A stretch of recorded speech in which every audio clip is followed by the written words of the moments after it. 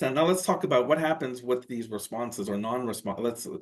So here's the life cycle that I like to call it of a disclosure dispute, and this is the game, okay? Oh, okay. That we play. So when you start a case, there actually is nowadays. This is relatively recent in my career, certainly, that there's a court order that says you have to provide documents. Okay, and in my mind, this court order is a glorified checklist because this is something you have to provide anyway. So this is the rule 801. This is the rule 801 automatic order. It's issued when somebody starts a court case. And it applies to both parties. There's actually a section at the bottom that says it applies to the person who's serving us. And here's the list. Where a claim for support has been made, the party responding to the support claim needs to provide the following documents along with a financial statement. Okay, now as a lawyer, I'm just going to tell you, like, this is like bread and butter stuff. This list is copied and pasted from the child support guidelines. There's this is not a court order special. It's just, again, it's a checklist. You have to provide a copy of every personal tax return and every notice of assessment for the last 3 years. And if you're an employee, self-employed, etc. I see. And then you should provide a certificate of financial disclosure. These are standard things that are part of a court case, but that's the beginning. Okay, and it's really important. So let's move on. Okay. You could ask for a motion to produce documents that are not provided as required under the rule. So that's rule 1317. And it's right over here. If a party has not served or filed a document in accordance with the requirements of this rule or act, the party may on motion order the party to serve this document and pay costs. Okay, so there is an element of costs here. I would add, this is a little bit more strategic, but you could ask for costs even at a case conference or a settlement conference if people are not prepared. And if you're not providing the information that's under the automatic order, the 801 order, then they're technically not prepared. And so, like, we shouldn't be asking for basic documents at the case conference.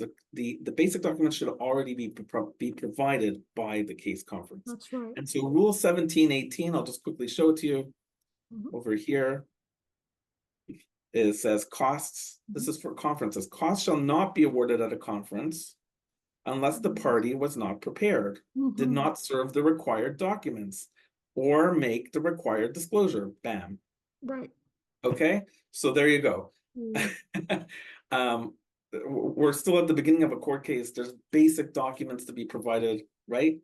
We're not even up to the request for information until now. So now let's pretend everyone actually followed the rules and provided all the basic disclosure, which means all the basic income disclosure. And if there are property claims, a document setting out the value of a bank account, for example.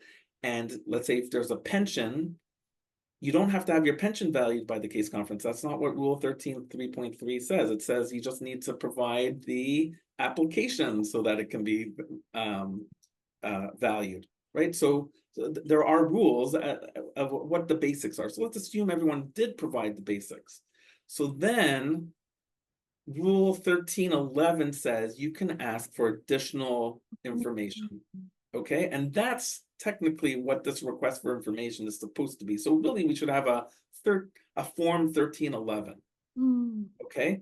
And so let's just quickly look at the Rule 1311. It says if a party believes that the financial disclosure provided by another under the rule, whether in a financial statement or otherwise, does not provide enough information for a full understanding of the party's financial circumstances, then the party shall make a request in writing, doesn't say a form, for the necessary additional information.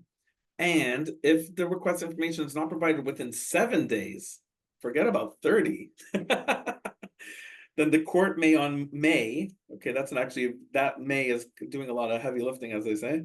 Mhm. On motion or at a case conference or at a settlement conference, order the other party to give the information or to serve and file a new financial statement. Okay, so let's just be very clear here. If you don't provide it within 7 days, you're not going to be penalized for it.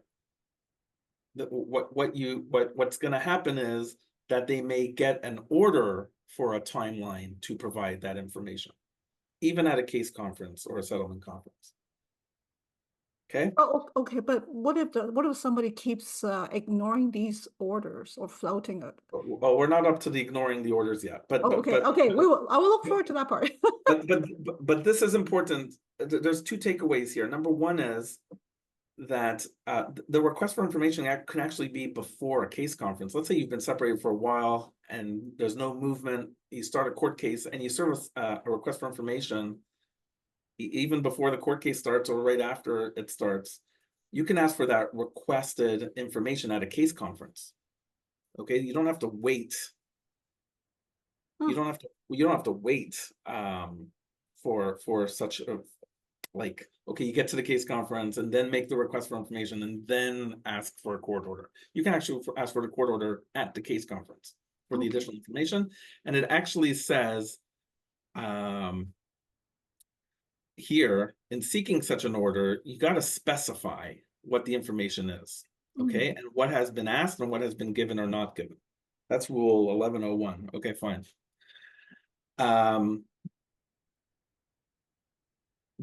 So that's the request, and this is where the game starts, because what's stopping anybody from making I'm going to use a gargantuan Exactly, yeah, yeah, unreasonable request for information? And the answer is there's nothing stopping anyone from doing it. oh my goodness. Okay, and people start, and what happens is people don't respond, Right. and then we start moving on to motions. Okay, Right. So typically what happens is if you don't respond and you don't push back, okay, so remember in our responses that we talked about earlier, there was some pushback that some stuff was not reasonable or proportionate. If you don't push back, there's a very good chance that the list will be copied and pasted into a court order. Like they will ask for a court order and the judge will sign off on it, 20 days, 30 days, whatever, right? And then what happens? If you don't provide the documents, of a sudden, you are now in breach of a court order under Rule 1.8. Okay, so let's look at 1.8. If you fail to obey a court order, then they can make a court order for costs. This is relatively new, an order to pay an amount to a party as a penalty or a fine. Okay, which is somewhat different than costs. I think we're still feeling that out also. And then here, B and C is the kicker, as they say, which is people say they're not playing by the rules. We've asked for this disclosure. We got a court order for the disclosure. We want their pleadings, which means your claims, to be struck, meaning you're no longer involved in this court case because you're not following a court order. So all of a sudden, and it's not all of a sudden, there is a game element to it, remember, where you're being set up. But a request for information made on a piece of paper like a letter or a Form 20 turns into a court order, turns into a subsequent order for costs, and then a court order to strike your pleadings. All because you didn't provide your 2022 tax return, right? Or you didn't respond to the request. So this is why you have to take this seriously, and realize that it's not that people can ask for whatever they want. That doesn't mean they're going to get whatever they want, and you got to nip it in the bud at the Rule 1311 stage. Like, why are you asking why you're asking? That's what I was asking. That's what I mentioned. Yes. Okay. So really this is the life cycle, and this is the look at 4, which is the end results. I got to tell you, it's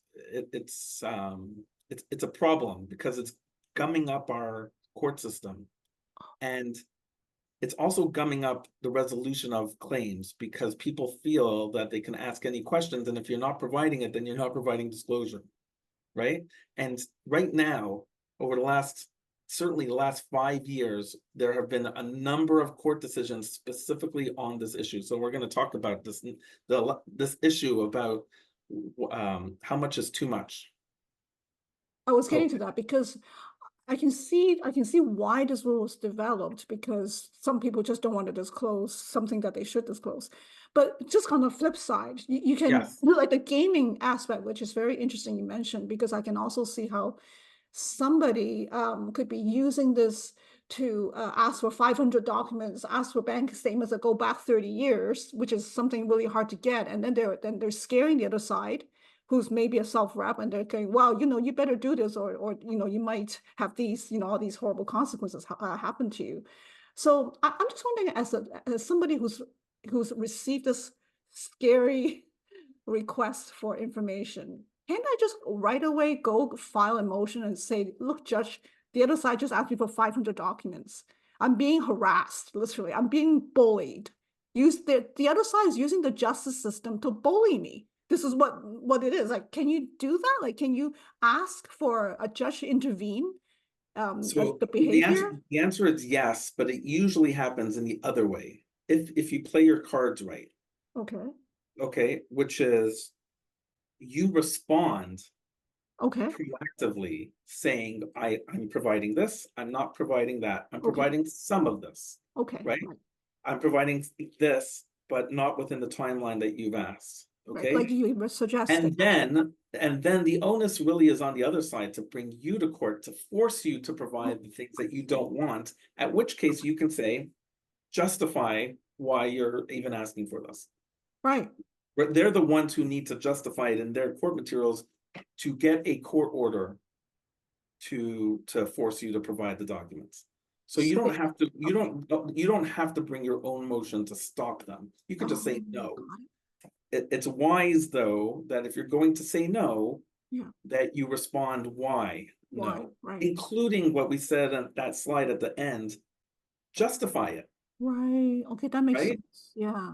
So you don't have to, just as a counterpoint, we had in a different video regarding a request to admit, which had a 20-day timeline, that you have to proactively bring a motion to extend the timeline if the other side Oh, doesn't okay, agree. okay, right, right. Okay, Yeah, so that is not this. right. Okay, got it. Okay, Okay, continue. all right.